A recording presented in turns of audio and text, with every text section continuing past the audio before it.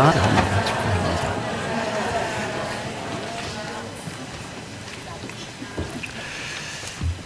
2016년 새해가 시작되었고 오늘 첫 주일을 맞이하게 되었습니다. 우리 하나님의 은혜와 평강이 여러분 모두에게 함께하기를 주님의 이름으로 축복합니다. 오늘 신년 새해 첫 주일인데요.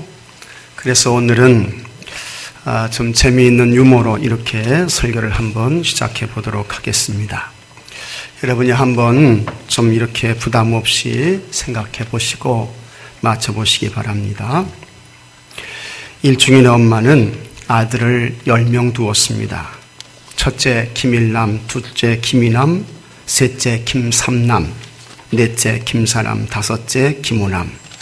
그렇게 6남, 7남, 8남, 그리고 김구남까지 나갔어요.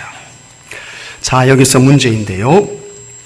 10번째 아들의 이름은 뭐냐 하는 것입니다. 막내 아들이 하나 남았는데 그 막내 아들의 이름이 뭐냐 하는 것입니다. 이송구 장로님. 장로님. 막내 아들 이름 뭐예요? 네? 네, 성길 장로님은 열남. 구남이니까 그 다음에 이제 열남일 것이다. 그렇게 이제 생각하시는데요. 그 막내 아들의 이름은 김일중입니다. 김일중. 왜 그러냐? 제가 처음에 시작할 때 이렇게 말했잖아요. 일중인의 엄마는 아들 10명을 두었습니다. 일중인의 엄마는 아들 10명을 두었습니다. 그래가지고 1남부터 시작해가지고 김구남까지 이렇게 나갔고 그 다음에 일중인은 이름이 안 나왔어요. 그러니까 당연히 이 막내 아들 이름이 뭐가 되는 겁니까? 김일중이 되는 거예요. 이해가 되시나요? 네. 자, 그러면 이제 이번에 아주 굉장히 쉬울 겁니다. 여러분 한번 다시 맞춰보세요. 철수 엄마는 6남매를 두었습니다. 먼저 5남매의 이름은 다음과 같습니다. 1남이, 2남이, 3남이, 그리고 4순이, 5순이. 자, 그렇다면 막내 아들의 이름은 뭘까? 철수. 맞습니다. 네? 그런 것입니다. 여러분 아주 잘하셨습니다. 2016년을 살 때 이 한 해 동안 여러분 모두에게 이렇게 웃음이 있고 즐거움이 있고 감사가 있고 행복이 있게 되기를 주의 이름으로 축복합니다. 이 한 해를 살 때에 웃음이 있고 감사가 있고 행복이 있고 평안이 있고 참 이와 같은 삶을 우리가 살아야 합니다. 그러나 사실은 여러분 우리가 살아가는 세상이 그렇게 쉽고 또 간단하고 웃음 가득한 세상이 아닙니다. 우리는 수고하고 땀 흘리는 고단한 인생을 살아야 합니다. 이것은 첫사람 아담의 범죄로 인한 결과였습니다. 하나님께서 하나님의 명령을 거역하고 범죄한 아담에 대하여 다음과 같이 말씀하셨습니다.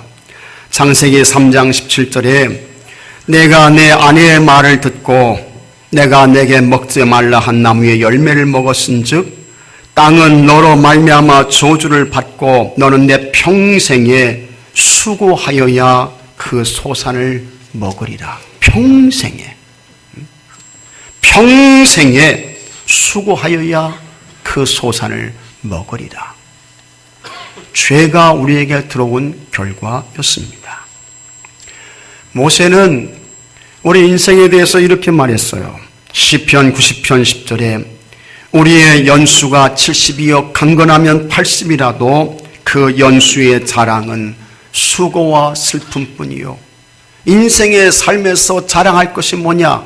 70년, 80년을 살면서 수고와 슬픔밖에는 없다는 것입니다. 그러면서 신속히 가니 우리가 날아가나이다 했습니다. 보통 70을 사시고요. 조금 더 건강하면 80을 사는데 요즘 의학으로는 의학의 도움으로 이제 100세를 사시는 분들도 여러분 있습니다. 그래서 이제 100세 시대 그렇게 이야기를 하고 있는데 이렇게 사는 우리의 삶 속에 수고가 있습니다. 아픔이 있습니다. 슬픔이 있어요. 그리고 고통과 고난을 겪기도 하는 것입니다. 수고와 슬픔에 대해서는 예수님도 다르지 않았습니다. 예수님께서 마태복음 11장 28절에 이렇게 말씀하십니다. 수고하고 무거운 짐진 자들아. 인생의 삶에 다 뭐가 있어요? 수고가 있어요. 무거운 짐이 있어요. 수고하고 무거운 짐진 자들아 다 내게로 오라. 내가 너희를 쉬게 하리라. 우리 인생의 삶에 수고 있습니다. 감당하기 어려운 무거운 짐이 있습니다. 우리의 능력으로 해결이 안 되는 한계 상황을 얼마나 많이 우리가 만나는지 모릅니다. 여기서 우리는 절망하고 낙심하고 단식하며 두려움에 떠는 것입니다. 그러니 새해를 시작하는 우리는 새로운 기대와 희망이 있기도 하지만 동시에 두려움과 걱정, 염려가 앞섭니다. 2016년을 또 어떻게 살아야 할까? 어떻게 살아야 할까? 들려오는 소식들은 우리를 여러분 굉장히 위축시킵니다. 우리나라 참 굴지의 대기업입니다. 굉장히 큰 기업인데 그 기업에서 이와 같은 광고를 냈습니다. 사람이 미래다. 여러분 다 보셨을 거예요. 아실 것입니다. 사람이 미래다. 참 좋은 광고예요. 훌륭합니다. 잘 생각했어요. 하지만 그렇게 사람에게 투자하고 사람을 키워내고 사람이 꿈을 펼칠 수 있도록 격려하고 지원하면 얼마나 좋겠습니까? 더 이상 바랄 것이 없지요. 그런데 그렇게 사람이 미래다. 그렇게 크게 광고를 한 그 회사, 그 기업에서 실제로 진행된 일이에요. 입사한 지 얼마 안 되는 20대 직원에게 20대입니다. 명퇴를 강요했습니다. 20대에 퇴직하라고, 나가라고 압력 넣었어요. 아신 분은 다 아실 것입니다. 이런 것을 보면 과연 이 사회가 제대로 된 것인지, 우리 사회와 기업이 바른 방향으로 가고 있는지 묻지 않을 수 없습니다. 이것이 우리나라 대한민국의 현실이에요. 우리나라 젊은이들이 이 나라와 사회에 대해서 2015년에 가장 많이 썼던 용어가 있습니다. 1위는 금수저와 흑수저였습니다. 이게 첫 번째예요. 그 다음에 두 번째는 헬조선이었습니다. 영어로 여러분 헬이 뭡니까? 헬은 지옥입니다. 지옥. 조선은 우리나라지요. 그러니까 우리나라, 우리 사회가 뭐냐? 지옥 한국, 지옥 대한민국이라는 것입니다. 젊은이들이 더 이상 포기할 것이 없습니다. 꿈과 기대를 가질 수 없어요. 희망이 없다는 것입니다. 이와 같은 시대에 우리가 살고 있고 우리의 자녀들이 현재 이와 같은 세상의 삶을 살아야 합니다. 경제는 장기 불황이죠. 정치하는 사람들을 보십시오. 나라 생각하고 민족 생각하고 아닙니다. 다 자기 밥그릇 챙기기에 분주하고 바쁩니다. 남북 관계는 이미 벌써 분단 70년을 넘어섰습니다. 북한의 김정은은 수소폭탄까지 만들었다는 거예요. IS가 전 세계를 위협하고 있습니다. 세계에서 선교사를 두 번째로 많이 보내는 한국이 더 이상 안전하지 않습니다. IS의 테러의 대상국 앞에 있는 나라가 여러분 우리나라예요. 세계에서 기독교 선교사를 두 번째로 많이 보내는데 이와 같은 나라가 IS 이 사람들에게는 우리나라가 대적입니다. 한국교회는 여전히 세상으로부터 비난과 질타의 대상이 된 지 오래죠. 이것이 우리의 현실입니다. 여러분 개인적으로는 어떻습니까? 다 힘들고 모두 어렵습니다. 병으로 고통당하시는 분들도 있고 어떤 분들은 시간은 자꾸 흘러가는데 정말 시간이 없습니다. 아직도 가족들 중에는 예수님 믿을 생각도 않고 교회와 멀리 떨어져 가지고 너나 예수 잘 믿고 천당 가라 그러시는 가족들도 얼마나 많습니까? 이런 것 저런 것을 살펴보면 역시 희망이 제대로 보이지 않습니다. 그러나 그렇다고 해서 그냥 절망하고 낙심하면서 한숨만 쉬어야 할까? 그렇지 않습니다. 이것은 예수님 믿는 그리스도인의 자세와 태도가 아닙니다. 사도 바울은 고린도후서 4장 8절에서 이렇게 말씀했습니다. 우리가 사방으로 우겨쌈을 당하여도 쌓이지 아니하며 답답한 일을 당하여도 낙심하지 아니하며 박해를 받아도 버림받지 아니하며 거꾸로 뜨림을 당하여도 망하지 아니하고 했습니다. 사방으로 우겨쌈을 당했어요. 박해를 받습니다. 거꾸로 뜨림을 당했습니다. 그렇다 할지라도 낙심하고 절망할 거 아니라는 것입니다. 아니라는 거예요. 왜 그럴까? 이유가 있습니다.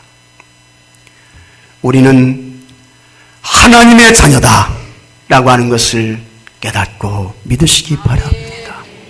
우리 하나님의 사람입니다. 우리 하나님 자녀예요.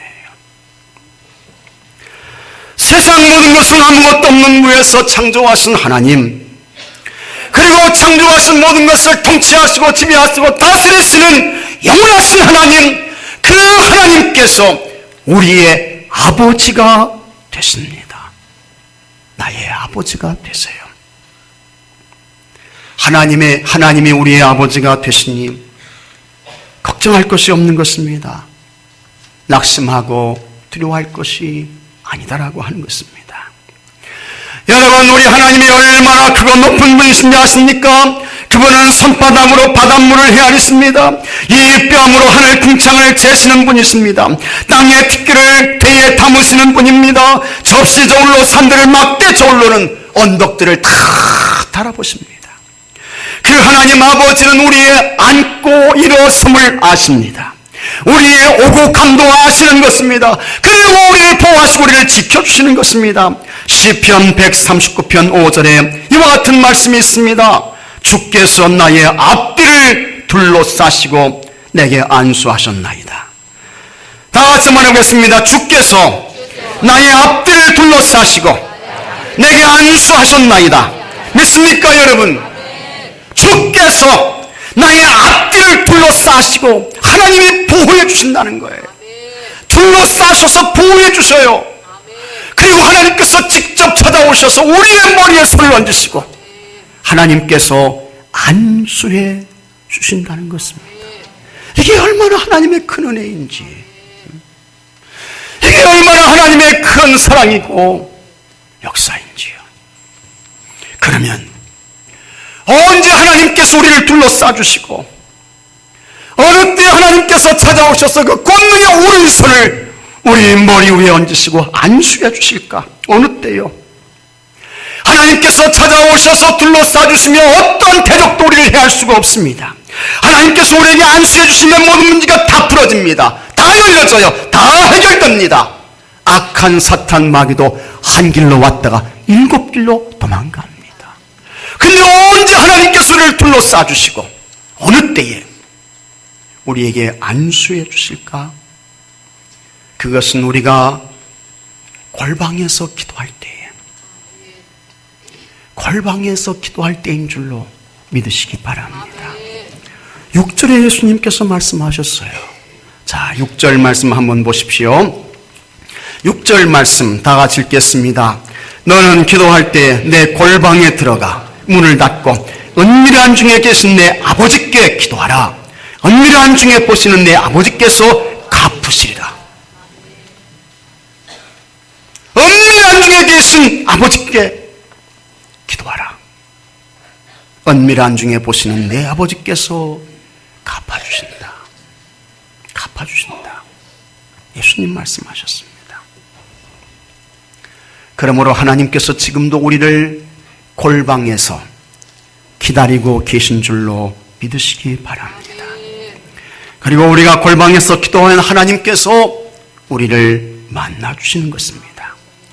때문에 골방에서의 기도가 있는 사람은 두렵지 않습니다.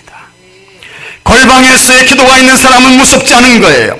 골방에서의 기도가 있는 사람은 절대로 낙심하지 않습니다. 골방에 기도가 있는 사람은 절망하지 않는 것입니다.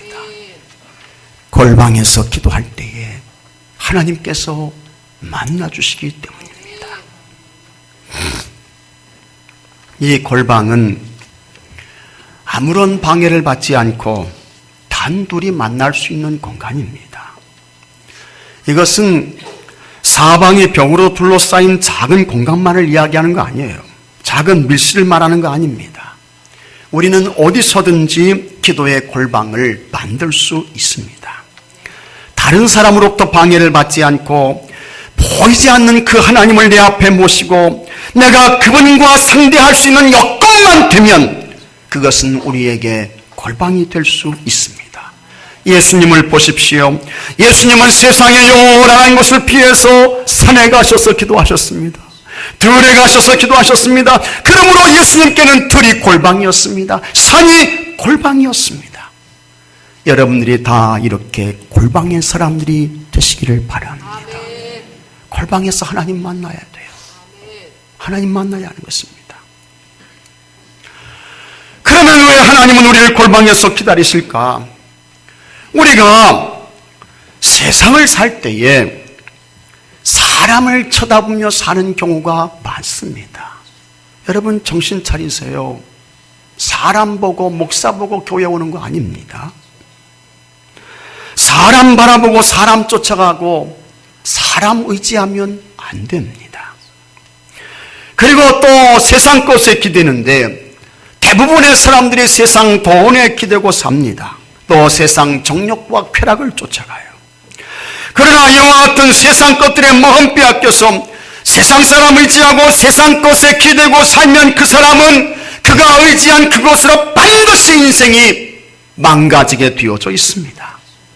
사람 의지한 사람, 그 사람 때문에 넘어져요. 그 사람으로 인해서 받은 상처, 아유, 목사님이 어떻게 그럴 수 있어?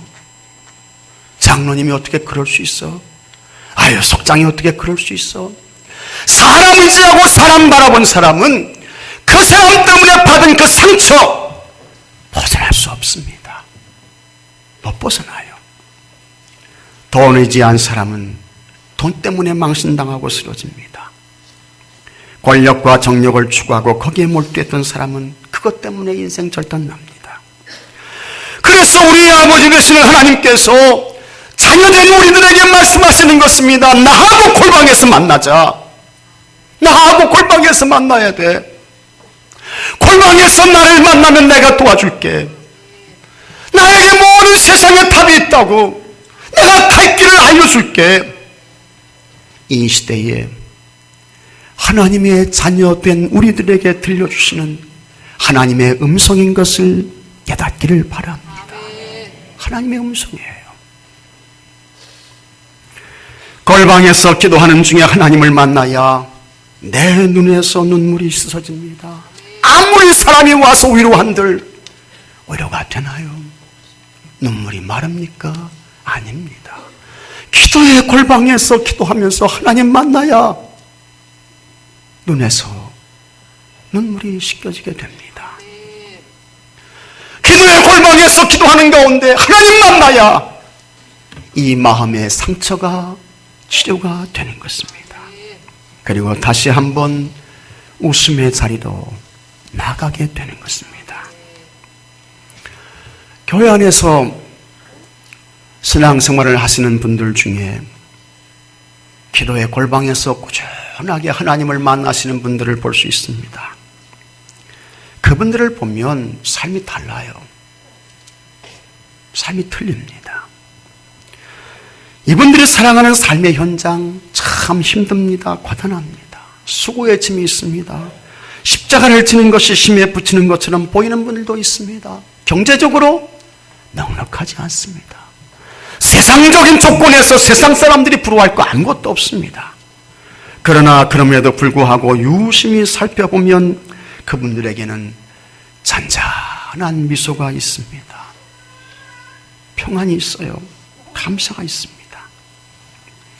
이런 분들을 보면 이들에게 반드시 뭐가 있습니까? 하나님과 만나는 기도의 골방이 있습니다. 전능하신 하나님, 영원하신 하나님, 소년이라도 피곤하며 곤비하며 장정이라도 넘어지며 쓰러지는데 오직 여호와를 앙망하는 자에게는 독수리가 날개를 치며 올라가는 것 같은 새 힘을 주시는 그 좋으신 하나님을 만나는 기도의 골방이 반드시 그분들에게 있습니다. 그래서 다른 사람은 웃지 못하는데 그분은 웃어요. 그분만 웃습니다. 기뻐하고 감사하고. 이와 같은 은혜가 여러분 모두에게도 있게 되기를 바랍니다. 또 기도의 골방에서 하나님을 만나는 사람은 담대합니다. 그 하나님의 은총 안에서 평강을 누리며 사는 것입니다. 그래서 그 사람은 아무리 세상이 흉흉해도 이 세상이 소돔과 고모라 성처럼 더러워져도 절대로 실망하지 않습니다. 내 앞에 있는 문제가 산더미처럼 높아 보여도 하나님보다는 크지 않다는 거예요. 하나님보다는 높지 않다는 것입니다. 기도의 골방에서 하나님을 만나고 나오니 그 문제가 별거 아니라는 거예요. 작아졌어요. 높은 산이 평지가 되었습니다. 결국에는 하나님께서 승리를 주신다는 것입니다. 그래서 이런 말이 있습니다. 골방에 들어갈 땐 마귀의 얼굴을 하고 들어갔지만 나올 때는 천사의 얼굴을 하고 나온다. 믿습니까 여러분? 참 좋은 말이에요. 얼마나 좋은 말입니까? 기도의 골방에 들어갈 때에는 얼마나 그 문제가 큰지, 얼마나 답답한지 마귀의 얼굴을 하고 들어갔어요. 그런데 골방에서 기도하면서 은밀한 중에 보시는 하나님 만났습니다. 하나님께서 그의 마음을 만져주셨어요. 주의 위로와 평강이 임했습니다. 나올 때에는 천사의 얼굴로 나오는 것입니다. 천사의 얼굴로. 여러분에게 질문 하나 하겠습니다. 여러분은 진정으로 하나님을 사랑하십니까? 하나님 사랑하시는 분 큰 소리로 아멘 하시기 바랍니다. 아멘이지요. 자, 다시 묻습니다.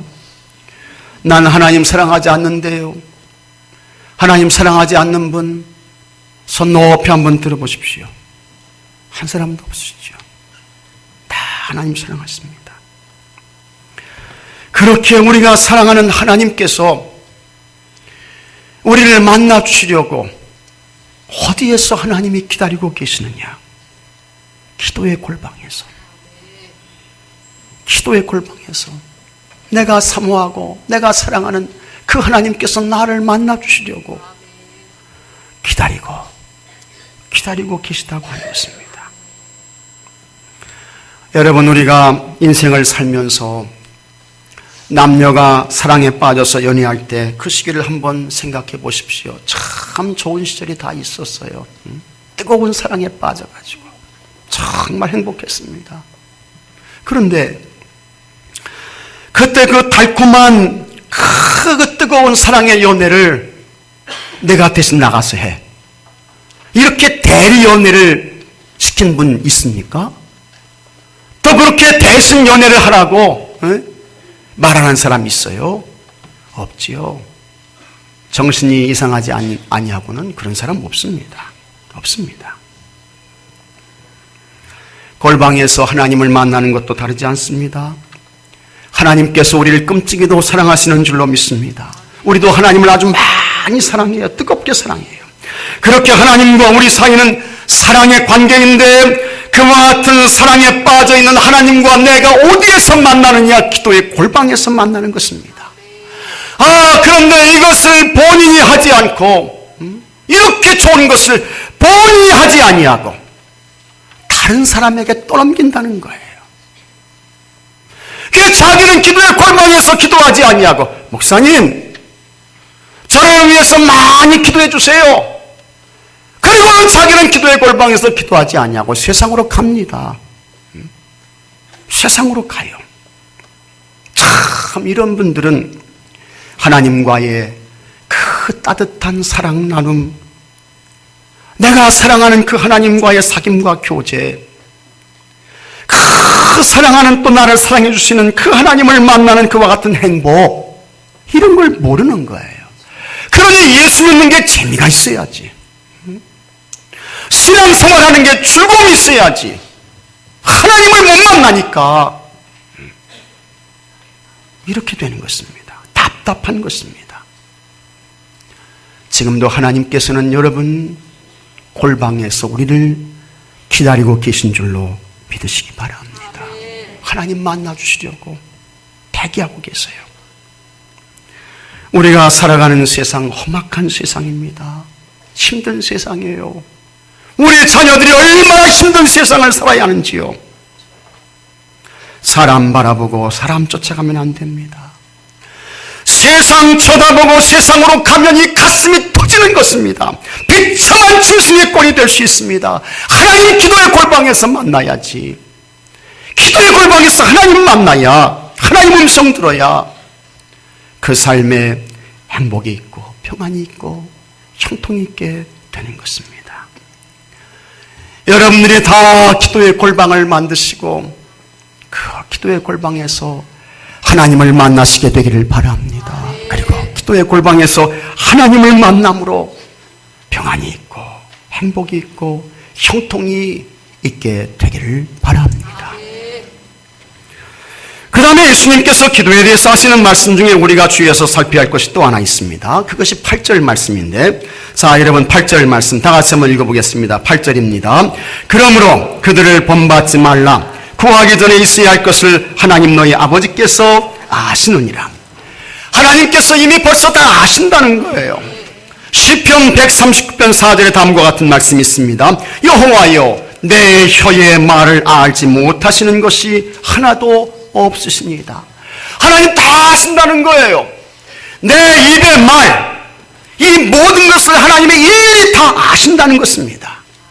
여기서 우리가 기도에 대해서 발견하는 중요한 사실이 있게 되는데, 그것은 기도는 하나님이 잘 알지 못하는 것을 우리가 알게 하는 것이 기도가 아니라고 하는 것입니다. 하나님 이것 좀 알아주세요. 제발 좀 알아주세요. 그게 기도가 아니라는 거예요. 하나님은 우리 속에 무슨 슬픔이 있는지, 무슨 상처가 있는지, 내가 하나님께 하고 싶은 말이 무엇인지 이미 벌써 다 아신다는 것입니다. 나에게 필요한 것이 무엇인지도 아십니다. 오늘 우리 호산나 찬양대가 주 없이 살 수 없네, 이 찬양을 했는데 이 찬양을 어떻게 했는지 모르겠어요. 찬송가 292장에 이 찬양이 있어요. 주 없이 살 수 없네, 이 찬양이 있습니다. 그런데 그 3절에 이와 같은 내용입니다. 주 없이 살 수 없네, 내 주는 아신다. 내 영의 깊은 간구 마음의 소원을 주밖에 나의 마음 네 알아주리요. 다 아신다는 거예요. 내 영의 깊은 간구, 내 영혼의 깊은 간구까지, 마음의 소원까지 다 주님 아신다는 거예요. 믿습니까 여러분? 다 아신다는 거예요. 주밖에 나의 마음 네 알아주리요. 사람은 몰라도 하나님은 아십니다. 그런데도 하나님께서 기도하라는 것입니다. 아니, 하나님이 이미 벌써 다 알고 계신데 뭘 기도합니까? 그런데도 하나님께서 골방에 들어가서 은밀한 중에 계시는 그 하나님께 기도하라는 거예요. 여기에 아주 깊은 영적인 의미와 뜻이 있습니다. 하나님께서는 우리와 만나기를 원하신다는 것입니다. 하나님께서는 우리의 사귐과 교제를 좋아하시고 기뻐하신다는 것입니다. 그러면서 골방에서 우리가 하나님께 기도하면 우리 자신이 바뀌어요. 우리가 달라집니다. 여러분, 하나님과 나 사이에, 하나님과 나만이 하는 골방에서 하나님께 깊이 그리고 진지하게 기도해 보십시오. 여기에는 하나님께 못할 말이 없습니다. 나와 하나님만 있어요. 내 속에 있는 모든 이야기를 솔직하게 하나님께 다 말할 수 있습니다. 이렇게 기도하다 보면 나의 기도의 언어들이 달라집니다. 기도의 내용이 바뀌는 것입니다. 지금까지는 하나님을 향하여 하나님 이것 좀 해주세요, 저것 좀 해주세요, 하나님 이것도 주시고 저것도 좀 주세요, 이렇게 기도했는데 하나님과 나만이 아는 그와 같은 기도의 골방에서 하나님께 진지하게 기도하다 보면 내 기도와 내 간구가 바뀝니다. 내 정욕과 욕심을 다 내려놓고 이렇게 기도하게 되는 것입니다. 하나님의 뜻이 하늘에서 이루어진 것처럼 땅에서도 이루어지게 해주세요. 하나님의 뜻과 하나님의 계획이 내 생각과 일치가 되게 해주세요. 그리고 골방 기도를 마치고 나온 후에 그때야 비로소 하나님께 순종하게 되는 것입니다. 이와 같은 은혜가 여러분들에게 있게 되기를 바랍니다.